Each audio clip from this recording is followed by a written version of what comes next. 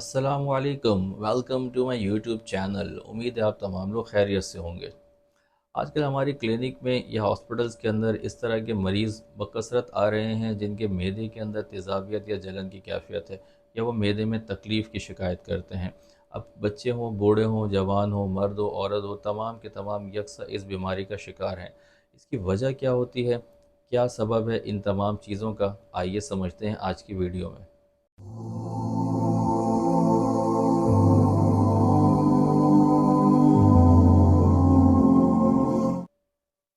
जी नाज़रीन, तो ये जो बढ़ते हुए केसेस है मैदे में तेज़ाबियत का या तकलीफ़ का या एपिगैस्ट्रिक पेन का, इसकी बहुत सारी वजूहात हैं और इसके अंदर जो सबसे अहम वजह है वो है हमारे यहाँ कसरत के साथ खाली पेट चाय का इस्तेमाल करना। वैसे तो हमारा कौमी मशरूब गन्ने का जूस है, लेकिन दर हकीकत कराची के अंदर या दीगर और इलाकों के अंदर कसरत से चाय पी जाती है। लोग जो है ना उठते उठते हैं और उठने के बाद उनकी आंख बाद में खुलती है, पहले चाय उनके पेट में जाती है। तो ये कसरत के साथ जो चाय का इस्तेमाल है, खाली पेट चाय का इस्तेमाल है, ये मैदे के अंदर तेज़ाबियत को बढ़ाता है और ये एक बहुत बड़ी वजह है मैदे में तकलीफ़ का या मैदे में तेज़ाबियत का। दूसरी बड़ी वजह होती है मसालेदार खाने खाना। हम लोग चूँकि स्पाइसेस को ज़्यादा पसंद करते हैं, मिर्च मसाले वाली चीज़ें ज़्यादा शौक़ से इस्तेमाल करते हैं, चटपटी चीज़ें ज़्यादा शौक़ से इस्तेमाल करते हैं। अब ये मसाले आला क्वालिटी के हैं या नहीं हैं, अब इसकी कोई गारंटी नहीं होती है। ये मिलावट शुदा मसाले हैं या नहीं, वल्लाह आलम। लेकिन ये हमारे मैदे में जाके बहुत ज़्यादा तबाहियाँ करते हैं और हमारे मैदे में बहुत ज़्यादा तेज़ाबियत पैदा करते हैं। तो ये भी एक बड़ी वजह है इसकी। तीसरी सबसे बड़ी वजह होती है फ़ास्ट फ़ूड का ज़्यादा इस्तेमाल करना। ज़्यादा पिज़्ज़ा है, बर्गर है, ये हमारे यहाँ जो है वो इस्तेमाल किए जाते हैं। कलेजी खाई जाती है, या इसी तरह से फ्राइड आइटम है, बन कबाब हैं, पूरियाँ हैं, जनाब बिहारी कबाब है और इस तरह के जो दीगर फ्राइड आइटम हैं या बहुत ज़्यादा मसालेदार चीज़ें हैं, बाज़ारी खाने हैं, वो हमारे मैदे को बहुत बुरी तरह डैमेज करती है और मैदे में तेज़ाबियत का या तकलीफ़ का बायस बनती है। अच्छा, एक और बड़ी वजह होती है बेवक्त खाना।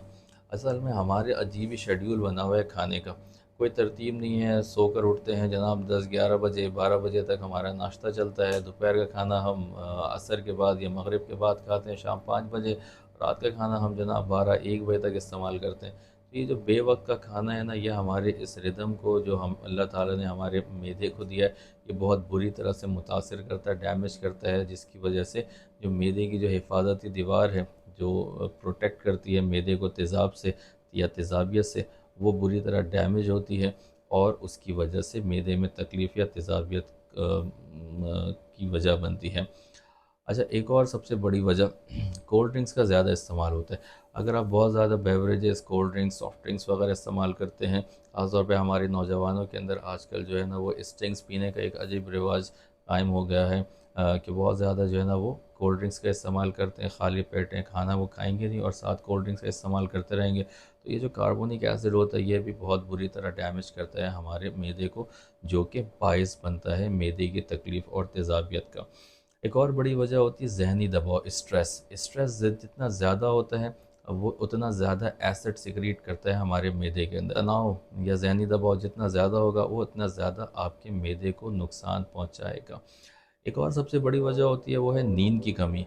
हमारे यहाँ स्लीप डिप्राइवेशन है, लोग रात देर तक जागते हैं, मोबाइल में लगे रहते हैं, होटलों में बैठे रहते हैं, स्नूकर्स खेलते रहते हैं, सही तौर पे अपनी नींद पूरी नहीं लेते। उसकी वजह से भी ये इनके मैदे को बहुत बुरी तरह से डैमेज करती है या नुकसान पहुँचाती है। अच्छा, कुछ बैक्टीरिया होते हैं, मिसाल के तौर पे एच पाइलोरी बैक्टीरिया है, वो भी मैदे में तेज़ाबियत का बायस बनती हैं। तो ये कुछ वजूहात हैं जो हमारे मैदे के अंदर तेज़ाबियत को बढ़ाते हैं और हमें तकलीफ़ देते हैं या हमारे मैदे को तकलीफ़ पहुँचाते हैं। अच्छा, एक और बड़ी वजह होती है ज़्यादा अद्वियात का इस्तेमाल करना। अगर आप ज़्यादा पेन किलर्स इस्तेमाल कर रहे हैं तो वो भी आपके मैदे को बहुत बुरी तरह से मुतासर करती है, जो कि तेज़ाबियत का बायस बनती हैं। तो जनाब, ये कुछ वजूहात थी। आए हम समझते हैं कि हम इन चीज़ों से बच किस तरह से सकते हैं। नंबर एक पॉइंट सबसे अहम, कि भाई नाश्ता लाजमी करें। खाली पेट चाय का इस्तेमाल ना करें, उससे जितनी हद तक हो सके इज्तनाब करें। अच्छा नाश्ता ज़रूर से क्या करें, और नाश्ते के अंदर भी कोशिश करें बहुत ज़्यादा मिर्च मसाले वाली चीज़ें इस्तेमाल ना करें। नंबर टू पॉइंट, कि अपने खाने को सादा रखें। ज़्यादा मसालेदार चीज़ें इस्तेमाल ना करें, स्पाइसेस इस्तेमाल करें, लेकिन ज़रा उसमें आप एतदाल की कैफ़ियत लेकर आएँ। बहुत ज़्यादा मिर्च मसाले वाली चीज़ें इस्तेमाल करने से आपके मैदे पे बहुत बुरा असर पड़ता है। तीसरी इम्पॉर्टेंट बात ये होती है कि वक्त पर खाना खाएं। वो अपने इतना टाइम शेड्यूल को रखें खाना खाने का कि उस पर ही खाना खाएं। आइडियल टाइम ये होता है कि नाश्ता आपको तकरीबन सुबह 7 से 9 बजे के दरमियान करना चाहिए। ज़्यादा डिले नाश्ता ना करें। 11-12 बजे तक नाश्ता करना ये बिल्कुल भी फ़ायदेमंद नहीं होता है आपकी सेहत के लिए। कोशिश करें कि अर्ली मॉर्निंग सुबह 7 से 9 बजे के बीच में आप नाश्ता लाजमी कर लिया करें। लंच का टाइम होता है तकरीबन दोपहर 12:30 से लेकर 2:30 बजे तक। तो कोशिश करें कि आप जो अपना लंच का टाइम है वो इस तरह से सेट किया करें कि 12:30 से 2:30 के बीच में आप लंच ज़रूर से कर लिया करें। इससे ज़्यादा ताख़िर ना किया करें। डिनर का आइडियल टाइम होता है शाम तकरीबन 7 से लेकर 8:30 बजे तक। कोशिश करें कि तो रात का खाना भी है वो भी तकरीबन 8 8:30 बजे तक आप खा के फ़ारिग हो जाया करें। बहुत रात लेट नाइट खाना खाना, 11-12 बजे तक खाना खाना, ये बिल्कुल भी आपकी सेहत के लिए अच्छा नहीं है।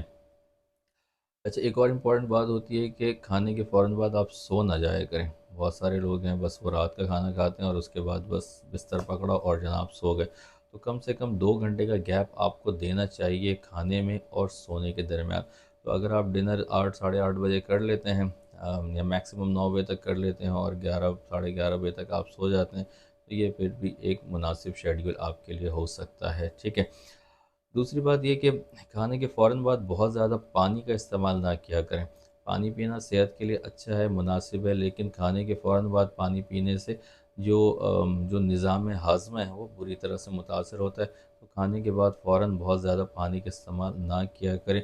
दिन भर में आप तकरीबन 10 से 12 गिलास पानी ज़रूर से पिएँ, वो आपकी हाइड्रेशन के लिए बहुत ज़्यादा ज़रूरी है। लेकिन खाने के फ़ौरन बाद आप पानी पीने से इज्तनाब किया करें। अम, एक और अहम चीज़, गैर ज़रूरी अद्वियात का इस्तेमाल ना करें। हमारे यहाँ हम जहाँ भी थोड़ी सी तकलीफ़ होती है फ़ौरन से पेन किलर्स लेना शुरू कर देते हैं या अद्वियात लेना शुरू कर देते हैं।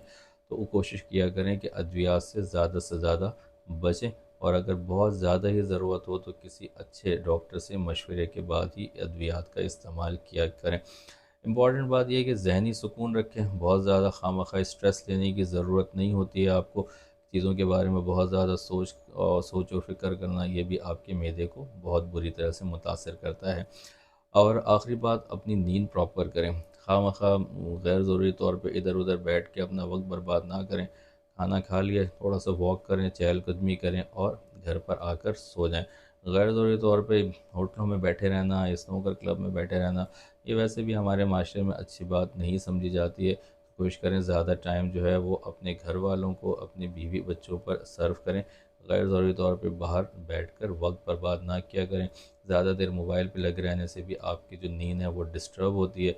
एक अच्छी नींद जो है वो आपकी सेहत की ज़ामिन है। तो कोशिश करें कि अपनी नींद को प्रॉपर लिया करें। जी जनाब, ये कुछ बातें थीं जो आपके मैदे की सेहत के लिए ज़रूरी थीं। तो उम्मीद है आपको ये वीडियो पसंद आई होगी। अगर आपको ये वीडियो पसंद आई है तो हमारे इस वीडियो को लाइक करें, इसको आगे शेयर करें, हमारे चैनल को सब्सक्राइब करें और हमारी वीडियोज़ देखते रहें। अस्सलामु अलैकुम वरहमतुल्लाह।